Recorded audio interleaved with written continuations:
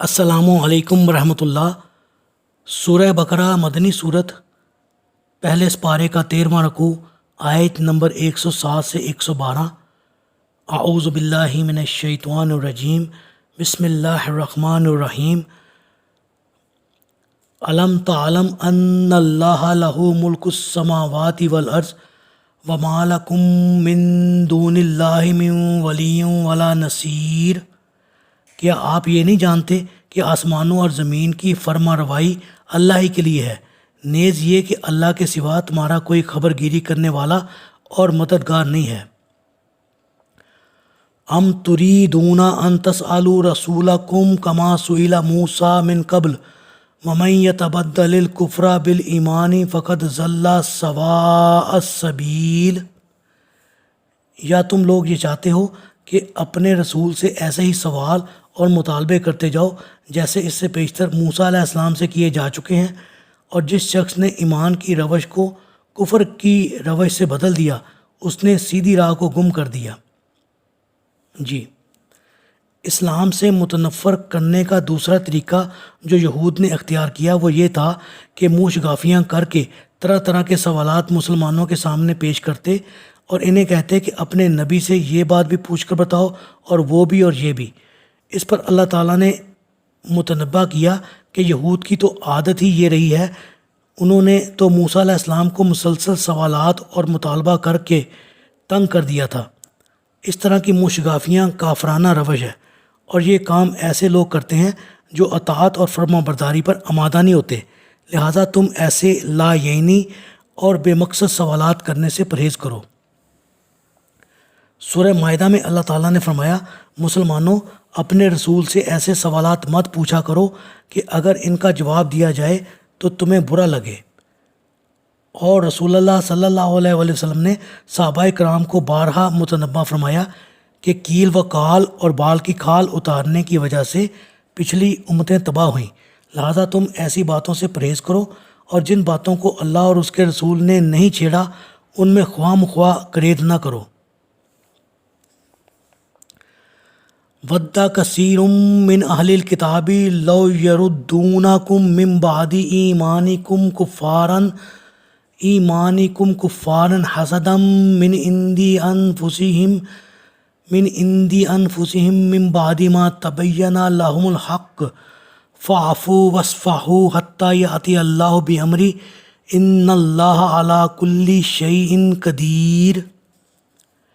اہل کتاب میں سے اکثر لوگ یہ چاہتے ہیں کہ تمہیں تمہارے ایمان لانے کے بعد پھر سے کافر بنا دیں، جس کی وجہ ان کا وہ حسد ہے جو ان کے سینوں میں ہے، جبکہ اس سے قبل ان پر حق بات واضح ہو چکی ہے۔ اے مسلمانوں، انہیں معاف کرو اور ان سے درگزر کرو تاکہ اللہ تعالیٰ خود ہی اپنا حکم بھیج دے، بے شک اللہ تعالیٰ ہر چیز پر قادر ہے۔ جی، یہود یہ چاہتے ہیں کہ مسلمانوں کو مختلف طریقوں اور حیل و بہانوں سے اسلام سے برگشتہ کر کے مسلمانوں کی قوت کو کمزور تر کر دیں، لہٰذا اے مسلمانوں تم ان کے اندرونی اناعت اور بغض کی حقیقت کو خوب سمجھ لو اور ان کا رد عمل دیکھ کر مشتعل نہ ہو جاؤ، نہ ان سے بحث و مناظرہ میں الجھو اور نہ اپنا وقت ضائع کرو، بلکہ انہیں دخور اعتنا نہ سمجھتے ہوئے ان کے حال پر چھوڑ دو اور صبر کے ساتھ دیکھتے رہو کہ اللہ ان کے حق میں کیا فیصلہ فرماتا ہے، اور اللہ تعالیٰ ان کو پوری سزا دے کے رہے گا، کیونکہ وہ ہر بات اور ہر چیز پر قدرت رکھتا ہے۔ اللہ تعالیٰ کا حکم یہ ہوا کہ ان کے ساتھ جہاد کیا جائے، پھر ان میں سے کچھ بنو نذیر تو نہایت ذلت کے ساتھ جلا وطن کیے گئے اور بعد میں جزیہ دینے پر مجبور ہوئے، اور بعض دوسرے بنو قریظہ قید ہوئے اور پھر قتل کر دیے گئے، اور ان کی عورتیں اور بچے لونڈی اور غلام بنا دیے گئے۔ وَأَقِیمُوا الصَّلَاةَ وَآتُوا الزَّکَاةَ وَمَا تُقَدِّمُوا لِأَنفُسِکُم مِّن خَیْرٍ تَجِدُوهُ عِندَ اللَّهِ إِنَّ اللَّهَ بِمَا تَعْمَلُونَ بَصِیرٌ۔ اور نماز قائم کرو اور زکوٰۃ ادا کرو، اور اپنے لیے جو بھی نیکی کے کام تم آگے بھیجو گے انہیں اللہ کے ہاں پالو گے، اور جو کام تم کرتے ہو بلا شبہ اللہ وہ سب کچھ دیکھ رہا ہے۔ جی، یعنی یہود کی شرارتوں کی طرف توجہ دینے کی بجائے اللہ کی عبادت میں مشغول رہا کرو اور زکوٰۃ ادا کیا کرو۔ ایسے تمام کاموں کا تمہیں یقیناً آخرت میں بدلہ مل جائے گا۔ وَقَالُوا لَن يَدْخُلَ الْجَنَّةَ إِلَّا مَنْ كَانَ هُودًا أَوْ نَصَارَىٰ تِلْكَ أَمَانِيُّهُمْ قُلْ هَاتُوا بُرْهَانَكُمْ إِن كُنتُمْ صَادِقِينَ۔ اہل کتاب کہتے ہیں کہ جنت میں صرف وہی شخص داخل ہوگا جو یہودی ہو یا عیسائی ہو۔ یہ ان کی جھوٹی تمنائیں ہیں۔ آپ ان سے کہیے کہ اگر اس دعوے میں سچے ہو تو اس کے لیے کوئی دلیل پیش کرو۔ بلا من اسلم وجہہ للہ وہو محسن فلہ اجرہ عند ربہ ولا خوف علیہم ولا ہم یحزنون۔ بات دراصل یہ ہے کہ جو شخص بھی اپنے آپ کو اللہ کا فرما بردار بنا دے اور وہ نیکوکار بھی ہو تو اس کا اجر اس کے رب کے ہاں اسے ضرور ملے گا، اور ایسے لوگوں کو نہ کوئی خوف ہوگا اور نہ وہ غمگین ہوں گے۔ جی، یہاں سابق مضمون کو ہی دہرایا جا رہا ہے، یعنی زبانی دعوے اور جھوٹی آرزوئیں بیکار چیزیں ہیں، یہ خواہ یہود کی ہوں یا نصارہ کی یا مسلمانوں کی یا کسی اور کی۔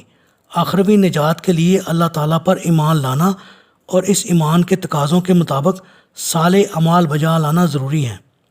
چنانچہ سیدنا ابو سعید خدری رضی اللہ تعالیٰ عنہ کہتے ہیں کہ میں نے آپ صلی اللہ علیہ وآلہ وسلم کو یہ فرماتے سنا ہے کہ جب کوئی شخص اسلام لائے اور ٹھیک طور پر لائے تو اس کی سابقہ تمام برائیاں دور کر دی جاتی ہیں، اور اس کے بعد جو حساب شروع ہوگا وہ یوں ہوگا: ہر نیکی کے عوض 10 سے لے کر 700 تک نیکیاں لکھی جائیں گی، اور برائی کے عوض ویسی ہی ایک برائی لکھی جائے گی، الا یہ کہ اللہ وہ بھی معاف کر دے۔